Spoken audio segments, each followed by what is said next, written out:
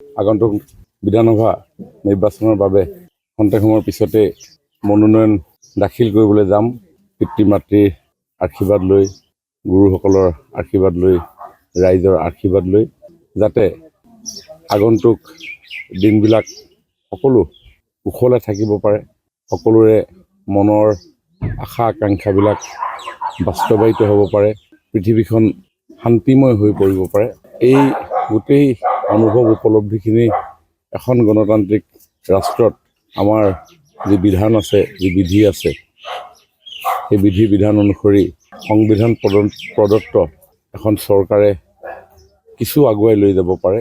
আৰু নিৰ্বাচন চৰকাৰ গঠনৰ ক্ষেত্ৰত এক অপৰিহাৰ্য অংগ। আৰু এই নিৰ্বাচনত ৰাইজৰ আশীৰ্বাদেৰে অংশগ্ৰহণ কৰাৰ পৰম্পৰা আছে। এই পৰম্পৰা ৰক্ষা কৰিয়ে আমাৰ দলে, আমাৰ মিত্ৰজোঁটে টিংখাং বিধানসভা সমষ্টিৰ পৰা আমাক এই দায়িত্ব অৰ্পণ কৰিছে। আৰু নিষ্ঠা সহকাৰে যোৱা দিনবিলাকত যেনেধৰণে এই দায়িত্ব পালন কৰিবৰ কাৰণে প্ৰয়াস কৰিছিলোঁ, তৃতীয়বাৰৰ কাৰণেও এই দায়িত্ব প্ৰদান কৰিলে ৰাইজে নিশ্চিতভাৱে অতি আন্তৰিকতাৰে, ভক্তিভাৱেৰে এই দায়িত্ব পালন কৰিবৰ কাৰণে চেষ্টা অব্যাহত ৰাখিম। আৰু সেই নিৰ্বাচনৰ এই প্ৰক্ৰিয়াৰ এক অংশ মনোনয়ন দাখিল।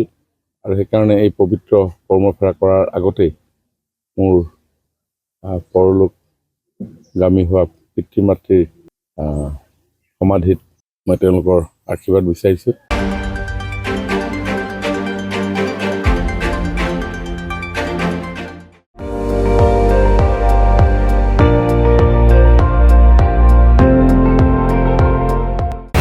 আপুনি চাই আছে ND24, সৰ্বশ্ৰেষ্ঠ নহয়, সৰ্বোত্তমৰ দৌৰত।